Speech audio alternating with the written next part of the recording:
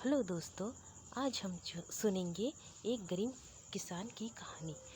एक किसान था जिसके दो बेटे थे। वह बहुत ही आलसी और निकम्मे थे। वह अपने पिता को कामकाज में हाथ बटाने के बजाय आलस किया करते थे, इधर उधर घूमते फिरते थे। किसान को अपने बेटे की बहुत फिक्र थी। वह सोचते थे कि मेरे मरने के बाद इनका क्या होगा, यह अपना पेट कैसे भरेंगे, अपने परिवार को कैसे संभाल पाएंगे। एक दिन किसान की हालत बहुत ही गंभीर थी। कहने का मतलब किसान मरने की हालात में था। तभी किसान ने अपने दोनों बेटों को बुलाकर उनसे कहा कि हमारे खेत में एक खजाना गड़ा हुआ है, लेकिन वह किस जगह है उसकी जानकारी मुझे भी नहीं है, लेकिन खोदने के बाद तुम्हें वो खजाना मिल जाएगा। इतना कहकर किसान भगवान को प्यारे हो गए।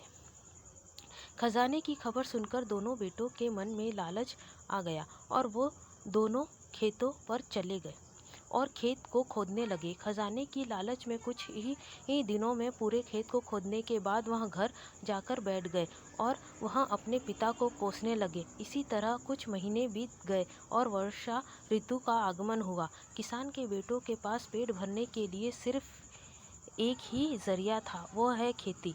तब बाकी किसानों की तरह किसान के बेटों ने खेत में बीज बोने शुरू कर दिए। वर्षा का पानी पाकर वह बीज अंकुरित हुए और देखते ही देखते खेत लहराने लगे। ऐसा लग रहा था कि हवा के झोंके से लहरा रहे था। यह देखकर किसान के बेटे बहुत खुश हो गए। उनको समझ में आ गया कि परिश्रम ही सच्चा धन होता है और वह उसी तरह से अपने पिता के शब्दों का मोल भी समझ गए थे और अपने कामकाज में लग गए थे। अगर दोस्तों यह कहानी आपको पसंद आए तो प्लीज़ सब्सक्राइब कीजिए।